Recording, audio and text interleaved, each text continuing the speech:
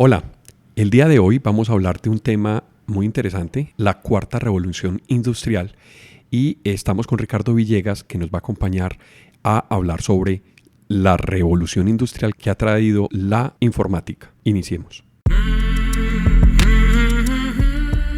Vivimos en una época de transformación, rodeados de información y tecnología. Prepárese para aprovechar el uso de las herramientas que ofrece Internet, la tecnología y las comunicaciones.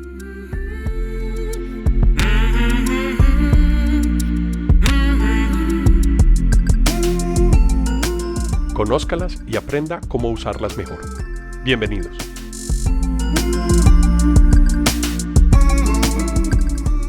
Hola Ricardo, ¿cómo estás? Y qué bueno estar otra vez contigo aquí hablando en podcast sobre temas de tecnología. ¿Cómo vas? Hola Alejo, no, pues como siempre muy complacido.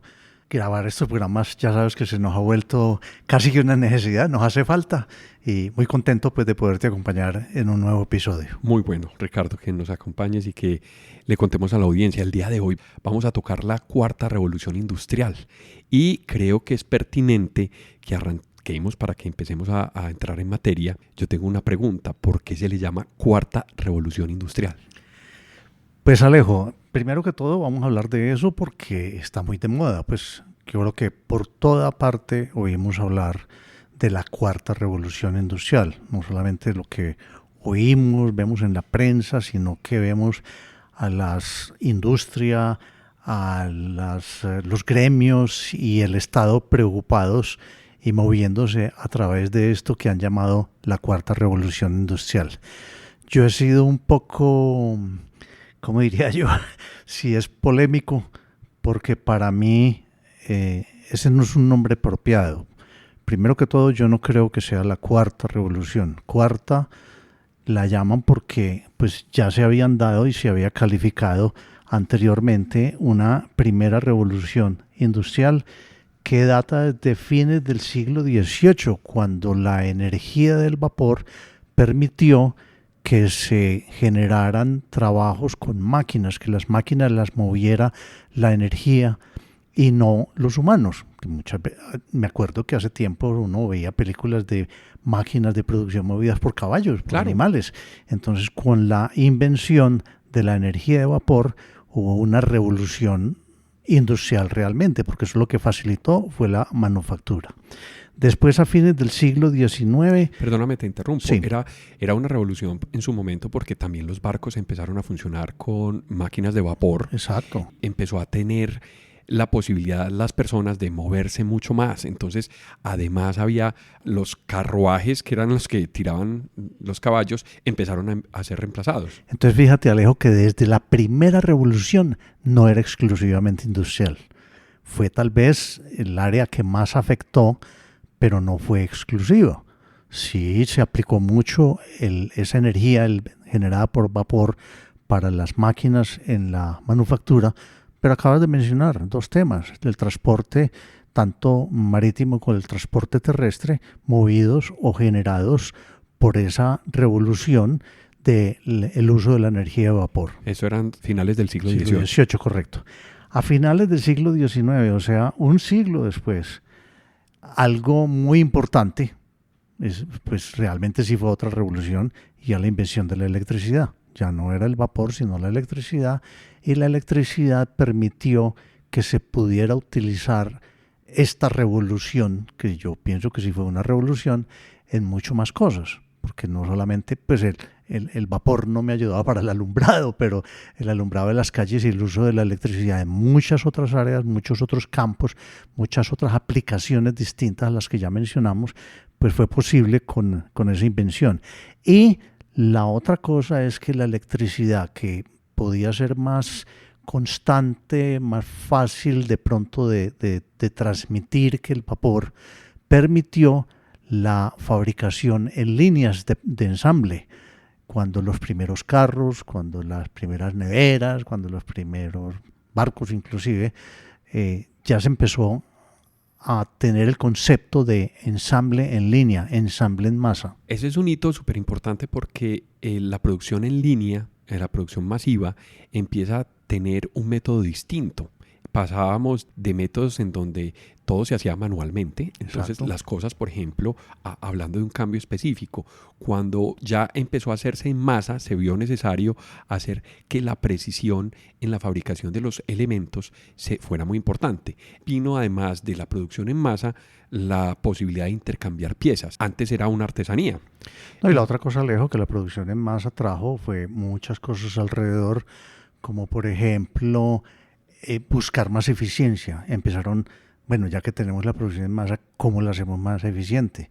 No se me olvida, en la universidad cuando me tocó estudiar una materia que se llamaba Motion and Time, en tiempo y movimientos, estudio de los movimientos y tiempos. Y eso nació con la producción en masa. ¿Cómo hacerla más económica, más eficiente? Y eso también llevó a producción en masa de cosas que bajaron tremendamente el costo. ¿Versus qué? Versus lo que se hacía artesanalmente o manualmente, como lo acabas de mencionar. O sea que para mí esa sí fue pues una verdadera revolución. Se habla de la tercera revolución a principios de la década de los 70 más o menos, con la llegada de los computadores, una mejora de las comunicaciones y la digitalización que empieza a tomar un papel más preponderante y permitir hacer cosas nuevas que antes no se podían. La mejora de las comunicaciones fue tremenda. Es que acuérdate, si es que te acuerdas, porque yo tengo más canas Sí. de cuando llegó la televisión, de cuando la manera de escuchar radio y noticias de otra parte era por onda corta con una cantidad de ruidos horribles. Claro. No había todavía la transmisión satelital. O sea que esa digitalización de muchas cosas, incluyendo de la voz, permitió una mejora enorme en las comunicaciones satelitales, en la comunicación FM y en muchos otros aspectos de la vida, que ese cambio de manejar cosas análogos a digitales empezó a revolucionar muchas cosas. Ahora, ¿que esa fue una revolución? Sí. También para mí fue una revolución. Permíteme, te interrumpo ahí, Ricardo. En 1945 se inventa el transistor. El transistor fue un dispositivo electrónico que reemplaza una tecnología análoga que eran los tubos de vacío. Los tubos, que mucha gente, muchos de los que nos escuchen, No les posiblemente tocó no saben qué eran los tubos. Los tubos de vacío eran un sistema de control en donde a través del voltaje o la corriente se podían generar decisiones, tomar decisiones. Básicamente el principio de un transistor muy rudimentario es que a través de una pequeña corriente yo puedo tener entre las otros dos conectores, porque el transistor tiene 3 conectores, puedo cerrar o abrir un switch. En realidad esa es como la teoría. Sí, pero esa es la base de la digitalización. Por supuesto. Unos y ceros, o prendido y apagado, o por supuesto. Un estado o el otro. Exacto. Ahí viene ya lo que tú llamas digitalización. Y poco después empezó la miniaturización del transistor, que dio paso al microchip. El microchip ya es un contenedor, es una pastilla donde vienen muchos transistores y son los que vemos en los procesadores hoy en día en los computadores. A ver, Alejo, tú eres ingeniero electrónico, yo no. ¿Cuál es la diferencia entre circuitos integrados y microprocesadores o microchips? Un circuito integrado es cualquier componente de propósito específico o destinado a una tarea que le permita hacer una función. Un circuito integrado muy común es, por ejemplo, un amplificador operacional. Esa es la base de mucha parte de la electrónica. Pero se deriva en electrónica digital unos componentes electrónicos en microchips, en circuitos integrados, que son los contadores. Los contadores son la base del procesador, porque un contador, yo empiezo a contar un ciclo y ese contador puede ser hacia arriba, un contador up o un contador down, o puede ser de las dos. Eso ya viene en un microchip. Pero el microprocesador ya es una unidad diseñada para hacer cálculos, para tener memoria, para conectar periféricos, para usos más generales. Entonces yo lo puedo controlar o lo puedo utilizar para un control industrial, para un control en la casa. El microcontrolador hace esa programación y el microprocesador es la pastilla que tenemos de silicio dentro de los computadores que le permite hacer las operaciones básicas y correr algoritmos, que finalmente son los programas de computador. Esa es como la diferencia entre un microchip y un procesador. Pero fíjate que eso sí realmente fue una revolución. Y eso fue todo basado en la invención, o mejor dicho, en la digitalización. Y por eso salieron los computadores y salieron un poco de dispositivos y máquinas que ya se basaban en circuitos digitales. Por supuesto. Y eso permitió la mejora de muchísimos aparatos, de muchísimos aspectos en todo, en la biología, en la medicina, en las comunicaciones, en la ingeniería. Esa fue otra verdadera revolución. Claro. Mira, cuando yo empecé a estudiar electrónica, nosotros programábamos microcontroladores. Pero al terminar la carrera, ya venían unas tecnologías muy avanzadas que son tarjetas que le permiten a través de software describir el controlador o el chip que yo quiero hacerlo de manera programada. Entonces es una pastilla que se deja programar o desprogramar y yo lo puedo convertir en lo que yo quiera. Entonces ¿eso es un lenguajes... EEPROM? No, esa es memoria. No, esos son lenguajes de descripción de hardware. Es decir, el software ya se está entrelazando entre el hardware y lo vemos en la nube. Ya hay servicios de nube en donde son serverless. Yo no necesito servidores para correr un programa. Yo no necesito servidores para correr un algoritmo. Ya Pero eso tenemos que hablar en otro episodio. Total. Bueno, pero el hecho es que esa digitalización que todavía es muy controlada por el hombre a través de la programación, para mí es el matrimonio entre lo físico y lo digital. Es utilizar lo digital para poder hacer máquinas y para poder programar máquinas y para poder hacer aparatos al servicio del hombre. Bueno, pero entonces ahora ahí sí lleguemos. Ya hablamos de las 3 primeras revoluciones, que para mí sí son revoluciones y que especialmente las 2 primeras afectaron sobre todo la industria. Yo creo que la tercera, no solo la industria, sino a muchos otros campos, pero se siguió llamando la tercera revolución industrial. Que era la de cómputo, vamos en computadores. Exacto. Es la digitalización que básicamente dio nacimiento a los computadores y a todos los circuitos digitales y a todo lo que yo podía programar y que a medida que se desarrollaba software y se permitía y esos circuitos o esos aparatos que se fabricaban, se podían programar, pues más aplicaciones tenían y empezaron a existir desarrollos de software para muchas aplicaciones.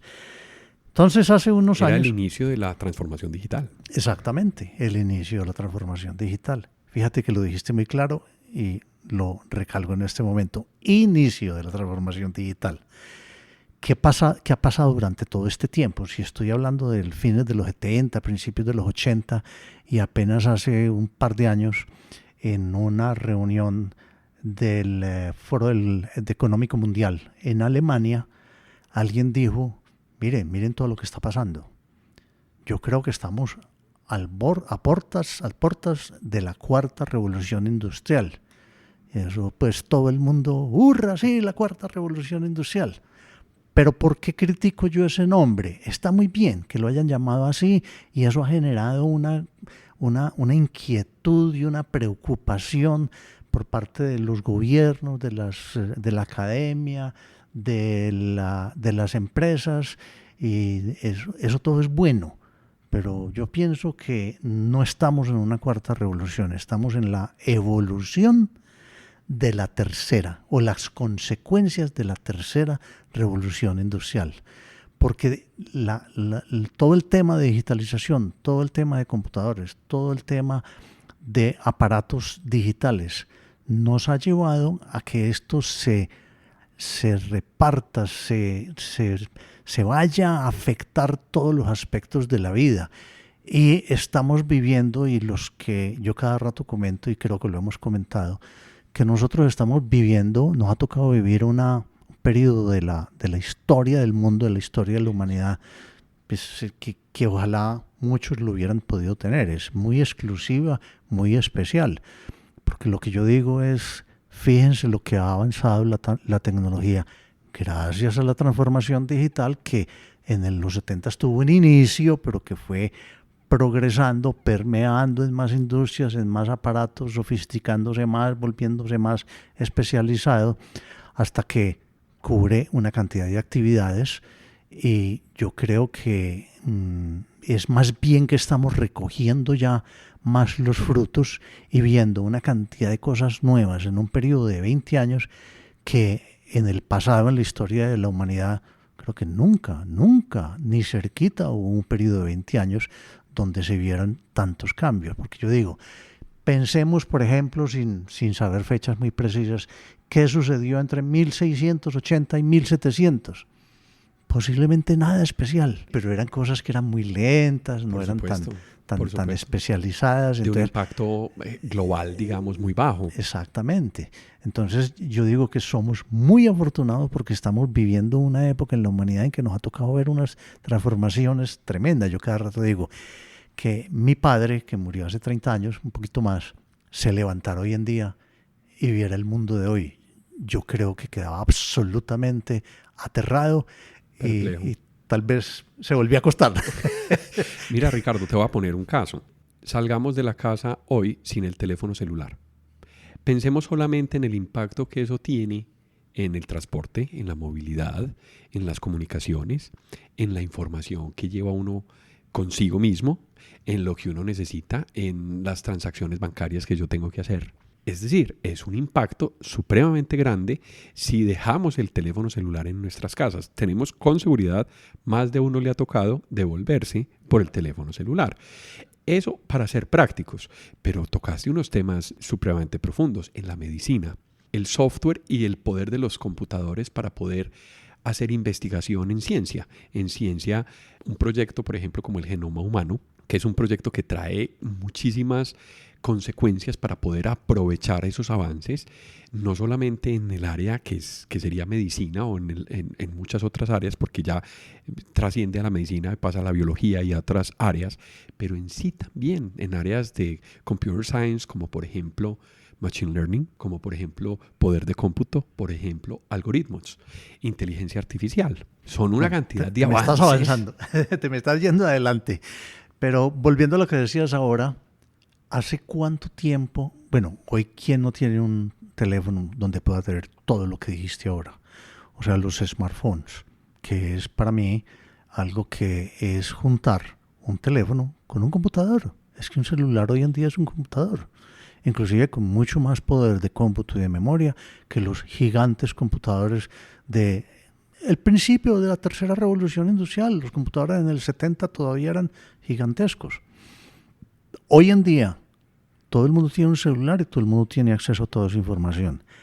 ¿Hace cuánto era o no existían esos smartphones o eran de muy poca penetración? 2007. ¿10 años? ¿15 años? 2007. ¿15 años? Hace 15 años. Porque ¿Menos de 15 años? Apple lanza en su conferencia anual en el 2007 el iPhone, y es ahí donde empieza a converger las cámaras fotográficas, la nube, porque empezamos a tener servicios de mapas con Google Maps y con otros servicios, y es donde empieza a ser posible y a llevarse en su mano GPS, otro tipo de tecnologías que le permitían a uno mejorar la vida. ¿Cómo era viajar en Estados Unidos antes del GPS? No, ves que si uno andaba en carro era con unos mapas y uno desdoblaba esos mapas y era el copiloto o el acompañante el que era buscando y uno manejando de qué hubo, por cuál cojo, por cuál salida. ¿Cuál era la salida? Sí. Pues ahora tú dejas el celular, que es tu GPS, porque ya no necesitamos GPS en los carros. Y con Waze. Claro, o sea, uno va a alquilar un carro en Estados Unidos y le dicen que si quiere alquilar el GPS y le cobran $30 más. Pero tú tienes el celular con Waze. Alejo, el GPS para usar en el carro está perdiendo la vigencia porque lo está reemplazando Waze. Antes, lo primero que uno tenía como ayuda era el GPS, pero hoy en día, si yo tengo un celular, si yo llevo mi celular y tengo acceso a datos, tengo Waze y no necesito GPS. Con grandes diferencias, porque yo el GPS lo puedo cambiar de aplicación, el celular, le puedo cambiar la aplicación, que es lo que permite la movilidad del software, y lo paso a Google Maps, por ejemplo. Y ya puedo cambiar la modalidad de que me muestre las rutas por las vías o a pie o en bicicleta. Entonces, mira que son capas en ese mapa, en ese primer mapa de vías que hablábamos para utilizar en los 70 o antes del GPS, que ha evolucionado tremendamente. O sea, Alejo, eso confirma lo que yo digo. Yo creo que lo que estamos viviendo hoy es recogiendo los frutos y dándonos cuenta, es dándonos por fin cuenta de que toda esa transformación digital que viene desde hace 30 años, 35 años, no es otra revolución. La revolución se ha ido dando durante estos años. La utilización de todo lo que generó la digitalización, los computadores y la cantidad de máquinas que son basadas por computador, la cantidad de circuitos y de programación que yo puedo tener en una máquina en producción, la mejora en las comunicaciones, todo eso ha sido una evolución de la transformación generada por la transformación digital. Por eso yo digo que si hablamos de revolución contra evolución, en el 70 se generó la revolución al tener la invención de los circuitos y empezar a digitalizar todo. Empezamos a digitalizar todo. Y lo que hoy vivimos es consecuencia de que estamos digitalizando todo. No solamente unas cifras, unos números, una información generada por una máquina. Estamos digitalizando la voz para transmitirla, para almacenarla. Estamos inventando cada vez más almacenamientos masivos, sino que estamos cogiendo lo viejo y digitalizándolo. Incorporándolo a una capa digital. Mundo digital. Todo eso es parte de la transformación digital. ¿Cuántas casas tienen todavía una enciclopedia británica? Porque la compraron en el siglo pasado. Pero yo creo que hoy en día uno no compra una enciclopedia británica. Pues si todo está a la mano, desde un celular, desde el computador. Wikipedia está en el celular. Exactamente. Entonces todo eso es gracias a una evolución generada originalmente por una revolución. Entonces para mí lo que pasó en este foro económico mundial fue que dijeron, esta evolución nos ha llevado a una cantidad de cosas que tenemos que aprovecharlas u ordenarlas, compartir la información. Esto generó globalización, esto puede generar más trabajo, pero lo más importante es que la conclusión fue: debemos cambiar cómo pensamos, cómo nos entrenamos y cómo trabajamos, porque si no, esta evolución o llamada cuarta revolución industrial. No he dicho por qué no industrial, pues porque no afecta solamente a la industria, es que ya cualquier cosa, pues ya hablamos de abogados digitales y pues ni siquiera vamos a descartar la influencia de la transformación digital, como lo hemos hablado, en la medicina, en la ingeniería, en la educación, en cualquier trabajo profesional de un dirigente en una empresa. Todos los campos los ha cambiado, los ha permeado la transformación digital. Entonces, eso genera unas necesidades distintas, eso genera un cambio. Y aquí es donde viene esa preocupación que expresó el Foro Económico Mundial, y es: señores, ¿qué vamos a hacer? ¿Qué vamos a hacer con la gente? ¿Qué vamos a hacer con las empresas? ¿Cómo aprovechamos esto? Se ha metido en toda parte la digitalización, pero hay que aprovecharla mejor. Esa fue la llamada de atención. Para mí, el darle ese nombre de cuarta revolución industrial fue sacudir a la gente, sacudir al establishment, al establecimiento, a decirle: señores, es que tenemos una cantidad de herramientas que nos están usando. Y marcar un hito, marcar un momento para poder empezar a integrar nuevos métodos, nuevas maneras de hacer las cosas. Pongamos un caso: ¿cómo tomábamos fotografías hace 30 años? No, pues vaya a la farmacia o al almacén a comprar un rollo, una película de fotografía. Sí. ¿De qué tamaño? ¿Cuántas fotos venían? De 20 y de 36. Bueno, en las cámaras más pequeñas, más sencillas, eran de 12. ¿De acuerdo? Los rollos 120 se llamaba el rollo de 12 fotografías, era un formato más grande, después reemplazado por el 35 milímetros y 35 milímetros. Se consiguieron algunos de 12, pero eran básicamente de 20 o 36.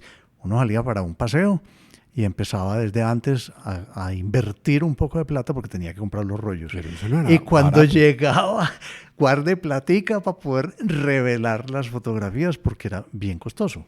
Entonces, tomabas las fotos, después había que mandarlo al laboratorio para que fijaran el rollo y pues no caducara y te quedara el negativo. Del negativo sacábamos las copias. Sí, y las copias ya le podía regalar a la mamá, a las tías, a los interesados del paseo. Con unos riesgos grandes de que se te velara el rollo. Si accidentalmente se te abría la cámara y le entraba cualquier poquito de luz a la cámara, ahí perdías todo el trabajo. Hoy en día, todo el mundo ya está acostumbrado a saque el celular y dispare. Y haga video. Y haga videos con un aparato muchísimo más sencillo y el costo, pues, no digamos que es cero, sino que ya está incluido dentro del celular. Mira los gadgets. Y yo no tengo que esperar nada. Vienen cascos de bicicleta que vienen integrados con la cámara, con el celular, con Bluetooth, con audífonos en un casco. O sea, es la innovación alrededor de los productos que ya existía. El casco existía, la cámara existía, solo que los procesos que le permiten a uno extraer la información, la fotografía o hacerle el uso al dispositivo que uno compró o que uno está utilizando es distinto. Entonces los métodos tienen que cambiar. Y eso generó nuevas industrias y nuevas empresas. Antes no existía y mientras no hubiera una digitalización de la fotografía, pues no tendría lógica tener una empresa como GoPro. ¿Qué hizo GoPro? Aprovechar esa tecnología, masificarla, facilitar el uso y vea dónde ha llegado. Y como esa podemos mencionar muchas. Estamos hablando solamente de la fotografía, pero piensa cualquier otra cosa donde la transformación digital, la disponibilidad de esas tecnologías han permitido empresas totalmente nuevas. Pero y entonces, ¿quién está pensando en eso? ¿Quién está trabajando en eso? ¿Quién va a trabajar en eso? ¿Quién va o qué pasó con todos los empleados de la Kodak? Que murió porque no se actualizó, porque no se modernizó y no quiso cambiar a tiempo a la fotografía digital. Yo tuve la oportunidad de conocer la fábrica, una de las fábricas de la Kodak en Rochester, y eso era gigante y empleaba muchísima gente. ¿Qué le pasó a esas personas cuando llegó el mundo digital? Tuvieron que cambiar a buscar otros trabajos porque muchas de esas personas se tuvieron que ubicar en otros trabajos y modificar lo que hacían. Exactamente. Entonces, todo eso fue lo que hizo preocupar a estos países que se reunieron en Alemania en el Foro Económico Mundial y dijeron, oiga, pero es que la tecnología nos invadió y muchos países se están quedando atrás. Y es el momento de pensar muchísimo más en qué pasa o qué está pasando, qué ha pasado porque ya había pasado, qué está pasando y qué puede pasar si no utilizamos esa transformación digital. Y si hay una oportunidad para que los países se nivelen un poquito más utilizando la tecnología, es hoy donde la gente se dio cuenta y donde los países están actuando para tratar de que la digitalización, esa transformación digital, se use para bien de todo el mundo. Lo que pasa es que si yo estoy en un país, o yo estoy en una ciudad, o yo estoy en una empresa, o yo estoy en un gobierno, o yo estoy en una actitud personal en que no me quiero cambiar y que no aprovecho eso, antes la brecha va a ser más grande.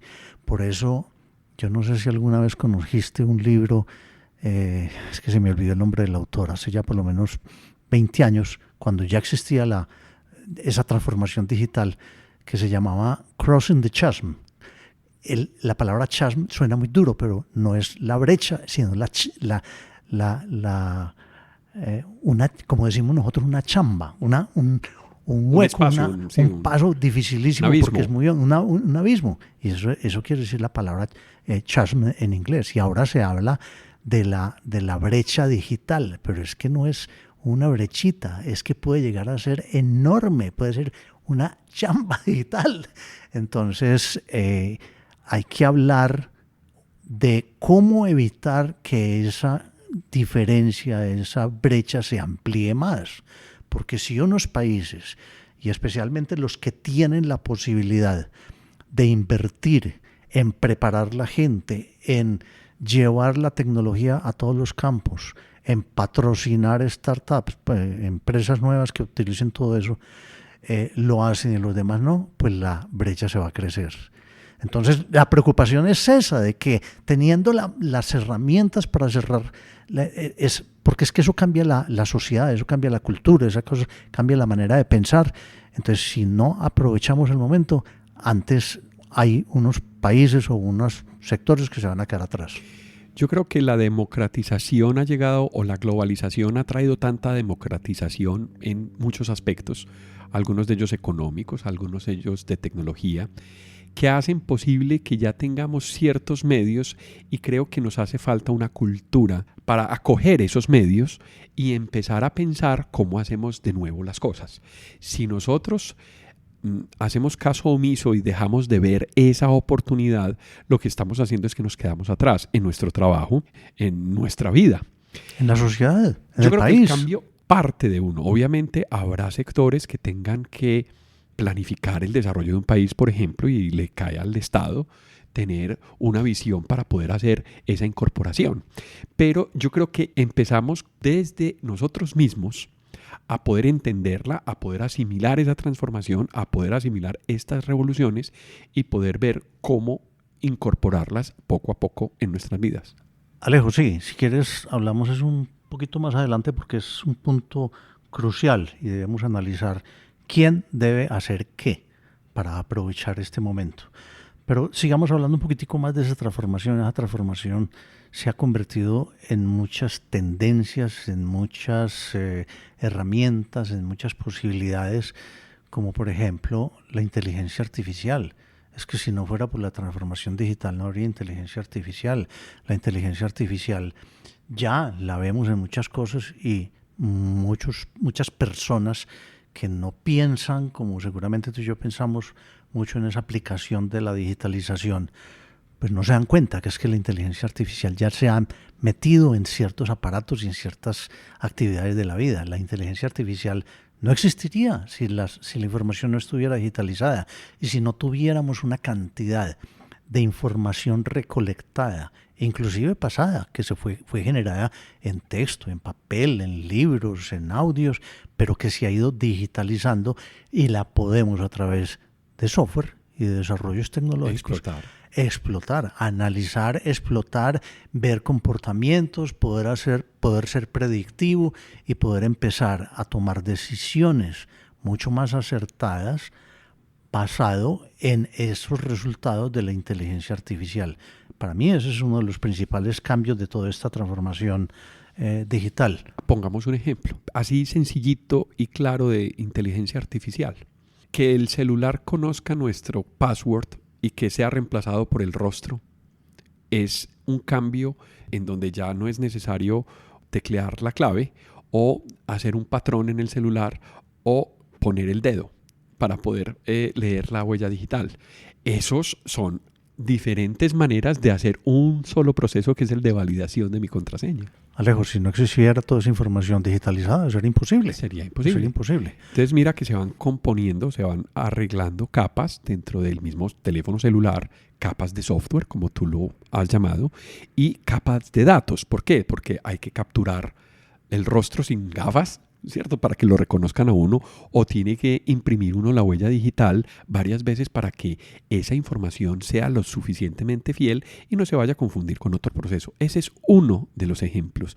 Pero si ya ingresamos al teléfono celular, utilizamos nuestro navegador, puede haber una billetera de passwords en donde esa información se relacione con la huella digital o con la imagen del rostro que ya se validó y nos permita tener acceso a nuestras cuentas bancarias, al correo electrónico, a todo lo que necesitamos el día de hoy. Ese es el inicio, digamos, de una aplicación funcional de inteligencia artificial.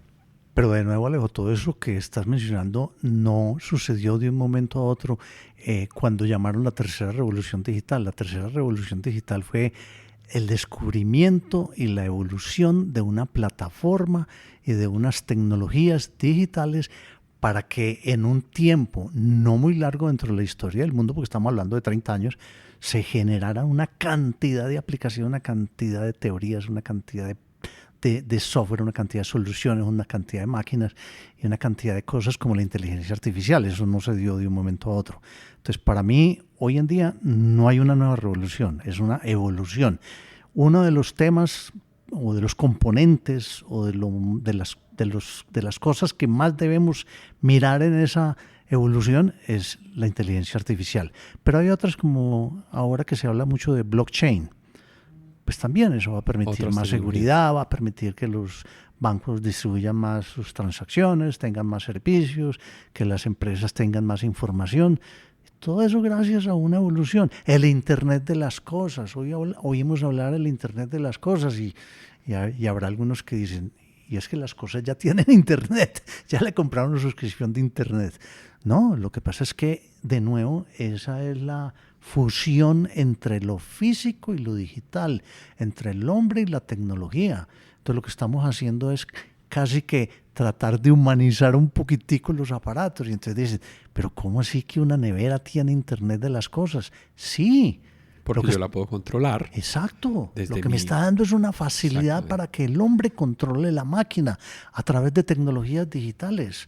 Pero no es solamente la nevera, son los carros, son los semáforos, son una cantidad de cosas que al aplicarle tecnología y a través de Internet, no es, que quede claro, no es que estén, que se le haya puesto un servicio de Internet, sino que el Internet conectado. ha sido el medio para conectar todo esto y que todos los dispositivos y los aparatos físicos los podamos administrar, manejar, controlar el hombre a través de inteligencia artificial, a través de software, a través de aplicaciones que se desarrollan para cada uno de los dispositivos. Y fíjate que ya estamos llegando, gracias a eso, a los vehículos autónomos, que todavía falta, sí, y algunos irán a entrar primero que otros, pero el Internet de las cosas ya está aquí y eso va a ser. Y entonces, ¿quién va a programar todo eso? ¿Quién va a ser el que determine cómo se hace una cosa o la otra? Bueno, más adelante vamos a hablar un poquito sobre eso, pero hay otras cosas como todo lo que hoy en día llamamos la ciencia de los datos.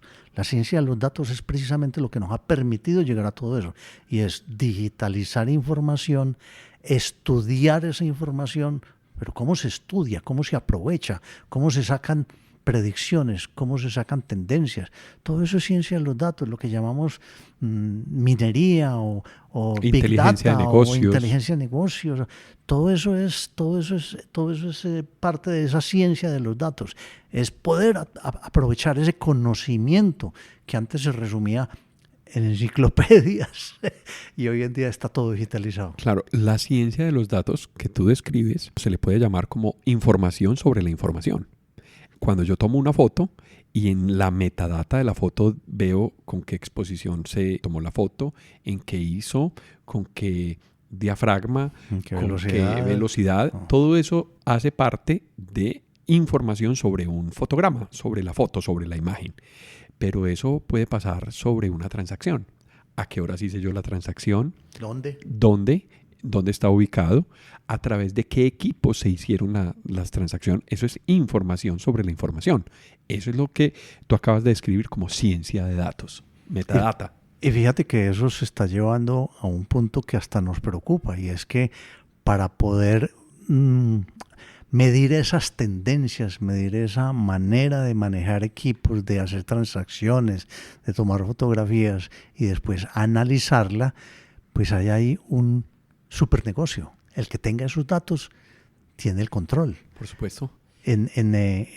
Ahora que hablamos de inteligencia artificial, yo siempre menciono que el prólogo de un libro que se llama La vida 3.0 es un caso hipotético de cómo la inteligencia artificial se va tomando cada vez más los aparatos, las actividades, la política, el poder, y en poquitos años llegamos a que nos manejen las máquinas. Y eso mucha gente discute y dice, eso es un peligro. Estamos llegando a un punto en que de pronto la máquina nos vaya a manejar, tome el poder y nos manejen. En ese prólogo de ese libro se toman el poder político, se toman el poder de todos los estados en el mundo. Y uno lee eso y se queda frío, porque es que lo hacen de una manera en que es totalmente posible. Por supuesto. Ahora, otra cosa que hay que tener en cuenta en todo esto de la transformación digital es también el mal uso de todas estas tecnologías. Y eso ha generado otras industrias, la ciberseguridad, los abogados digitales, y lamentablemente en el mundo hay todo tipo de mentes, y la gente que tiene una mala mente que lo que quieren es buscar un dinero fácil o hacer daño, están aprovechando la tecnología.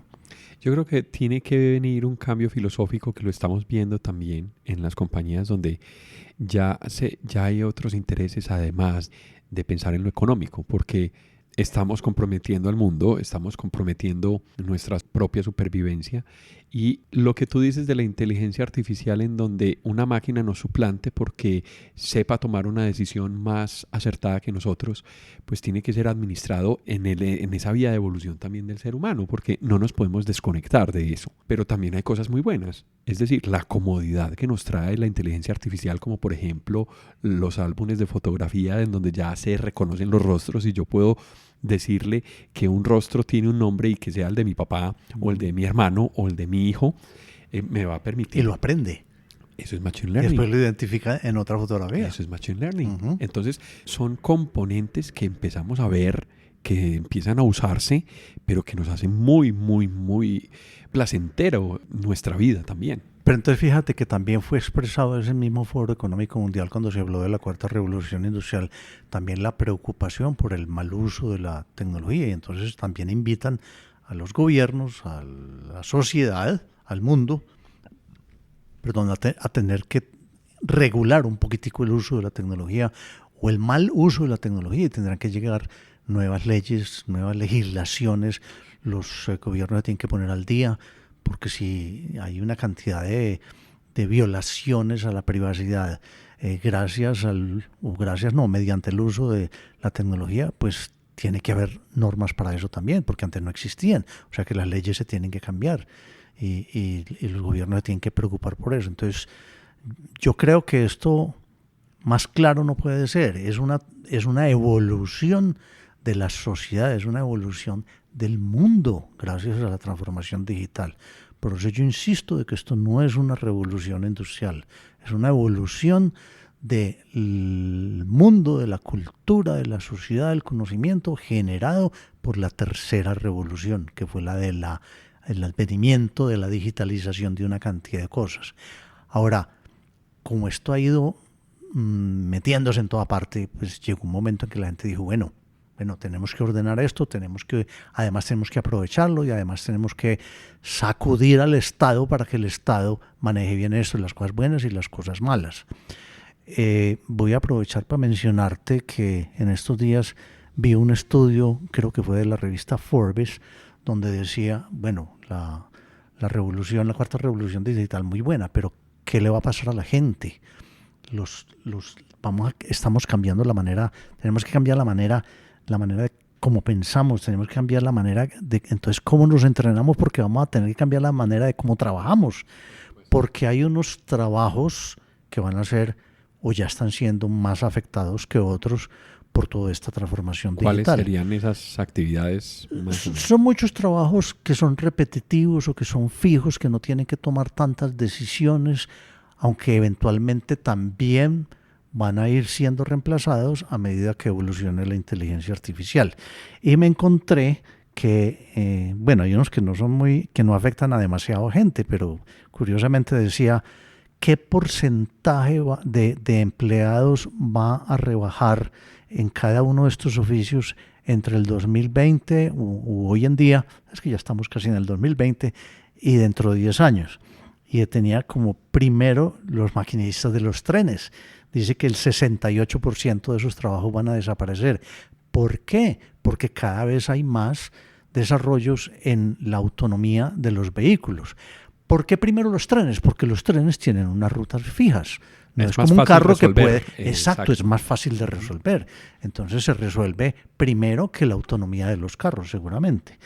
Después, los técnicos en terapia respiratoria. Yo decía, ¿pero por qué? Y decía que el 57% de esas personas no van a tener ese empleo dentro de 10 años. Y decía, es que precisamente el manejo de ese cúmulo de información ha permitido la generación de máquinas más autónomas para tratar las terapias.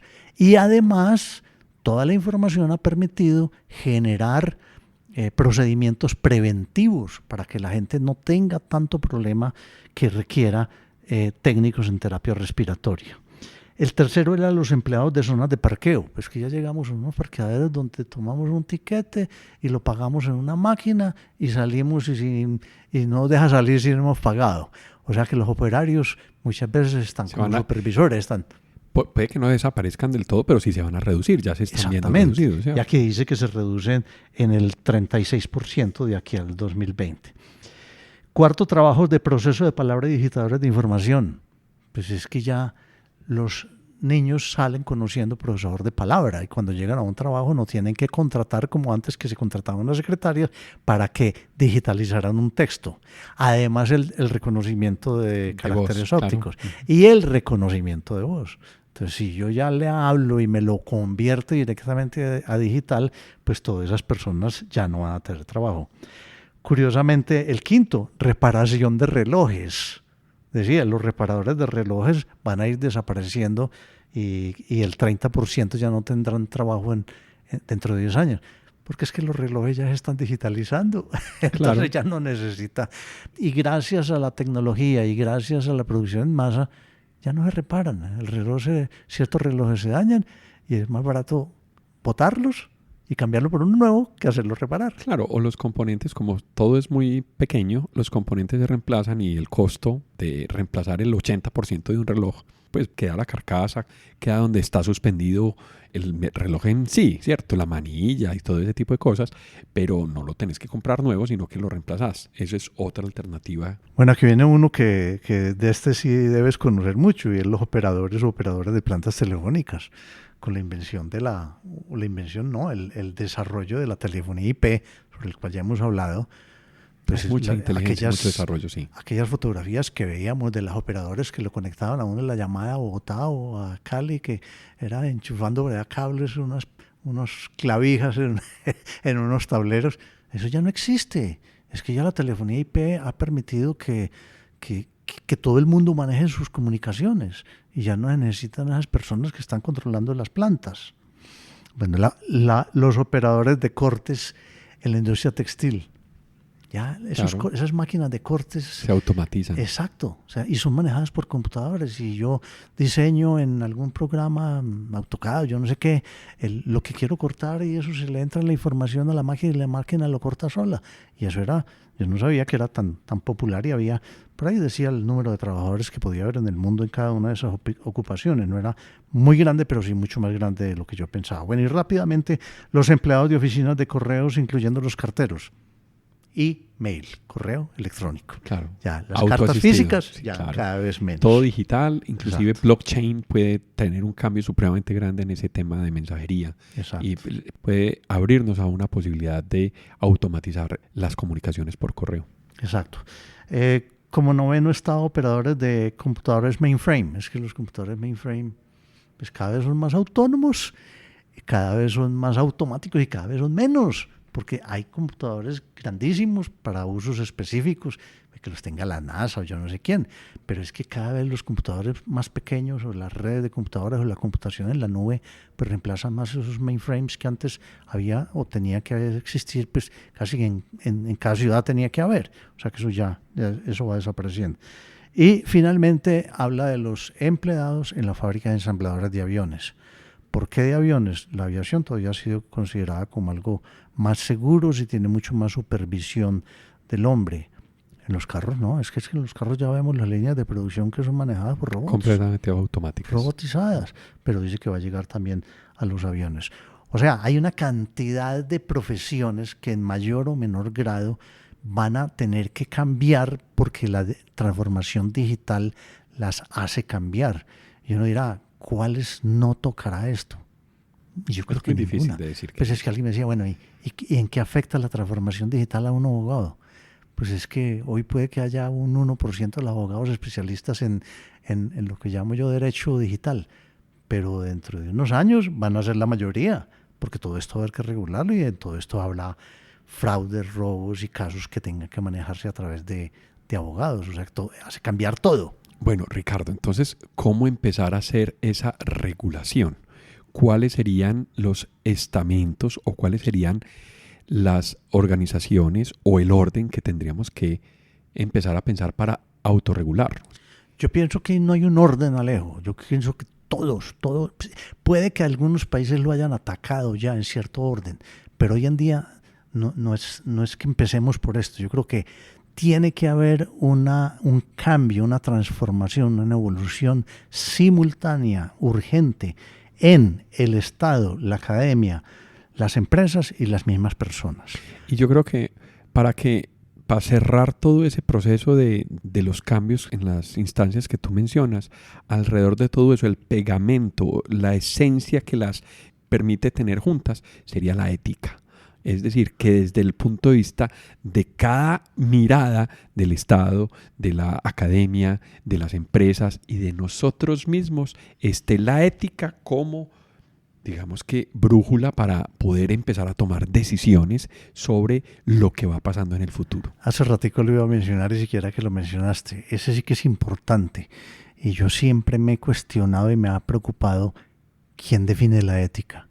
Y en eso puede haber divergencias y en eso puede haber tendencias y eso va a generar problemas.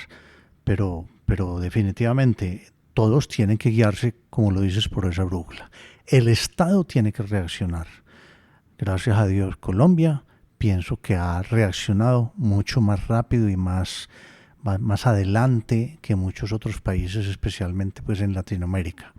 Hace poco tiempo el gobierno publicó el COMPEX de transformación digital, donde hay por lo menos muy buenas definiciones y muy buenas intenciones. Ojalá eso deja una buena ruta trazada. Sí, es una ruta que está clara, donde hay otros países que están muy atrás. Y por eso, lo decía más temprano, me preocupa que unos países, en vez de cerrar esa brecha, se vaya a ampliar más esa brecha, porque no toman medidas rápidamente. Ojalá Colombia implemente todo eso y aprovechemos estas opciones, estas oportunidades que hay hoy en día para cerrar esas brechas, no solamente tecnológicas, porque la brecha tecnológica yo pienso que no es tan grande en el mundo, en las diferencias, porque la tecnología está disponible fácilmente para todo el mundo. En eso casi que ya no existen fronteras. Pero sí la aplicación, la regulación, la manera de permitir y promover que se hagan esas evoluciones. La academia juega un papel importantísimo, porque es que, ¿qué va a pasar con toda esa gente desplazada de sus trabajos? Que hay gente que dice, no, es que la transformación digital no elimina empleos. Sí, elimina empleos, pero genera otros iguales o más, pero necesitan capacitarse las personas. Entonces la academia, desde un principio, yo diría que inclusive desde primaria o bachillerato, tiene que empezar a orientar su enseñanza a preparar gente para manejar todas estas tecnologías que ya las tenemos y que tenemos que aprovechar si queremos que esto sea beneficioso para todo el país y toda la sociedad. Ya estamos viendo una transformación ahí, porque aunque anteriormente teníamos la academia como la fuente de información y la fuente de capacitación, ya han aparecido otros medios, como por ejemplo podcast, como por ejemplo video en YouTube. Ya aprendemos una cantidad de cosas que no vienen desde la academia directamente. Los cursos virtuales, esa es una seria amenaza para la academia. Los muchachos de hoy, los estudiantes de hoy, quieren salir a producir rápido, ser independientes y muchas veces dicen, no, yo no voy a estudiar 5 años para salir a conseguir un puesto. Yo estoy seguro que si yo estudio, voy a poner un ejemplo, desarrollo de software, que lo puedo hacer en una tecnología o lo puedo hacer por internet. Si la persona tiene esa disciplina de hacer un curso virtual, pues existen los cursos de MIT, existen los cursos de Stanford, existen las tecnologías virtuales de muchas de las universidades, el Coursera. Las mismas empresas se están formando directamente y certificando. Ya iba hacia allá. Entonces la academia, si no se mueve, y en muchos casos no se ha movido, las empresas están adelantándose porque ven que peligra su negocio, su economía, su razón de ser, claro, si no consigue las personas necesarias para que aprovechen esa transformación digital.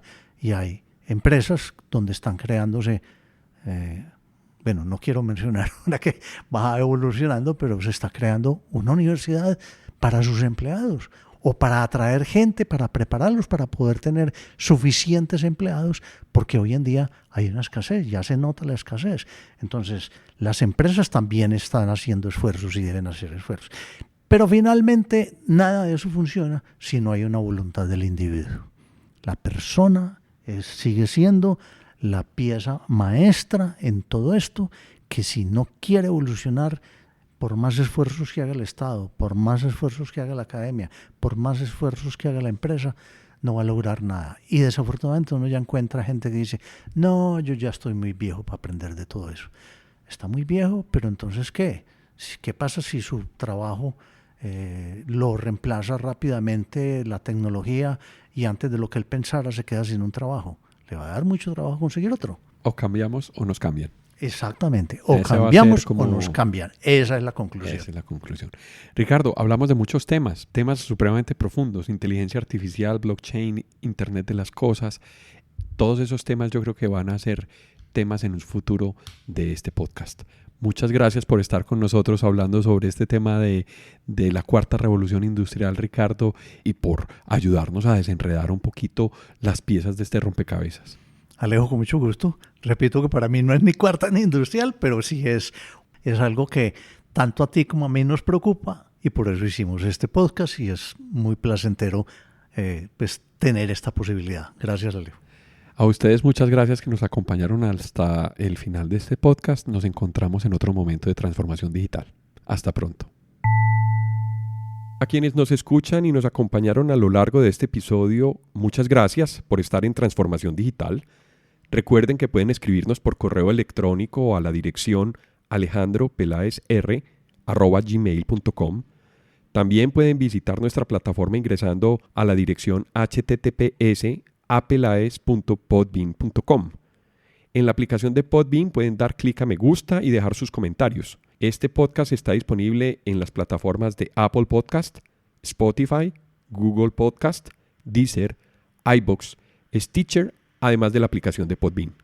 También cuéntenos qué temas quisieran escuchar en futuros episodios. Si les gustó el tema y si quieren apoyarnos en Transformación Digital, por favor compartan este episodio con sus amigos y con las personas a quien les pueda interesar estos temas. Esto fue Transformación Digital. Hasta pronto.